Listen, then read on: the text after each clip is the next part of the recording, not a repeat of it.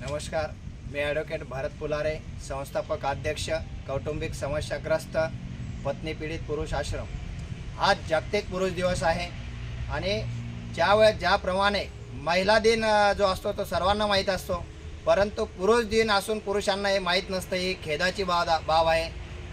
ज्याप्रमाणे महिला दिन हा प्रत्येक शासकीय कार्यालयात साजरा होतो, तशाप्रमाणे पुरुष दिन देखील हा साजरा झाला पाहिजे, तेव्हाच इक्वॅलिटी बिफोर लॉ राहू शकते।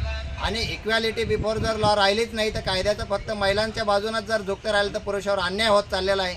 आणि दिवसेंदिवस हा अन्याय एवढा वाढत चालला आहे का लाखो लोकांचे संसार उद्ध्वस्त होत चाललेले आहे। आणि संसार उद्ध्वस्त झाल्यानंतर एक कुटुंब उद्ध्वस्त होतं।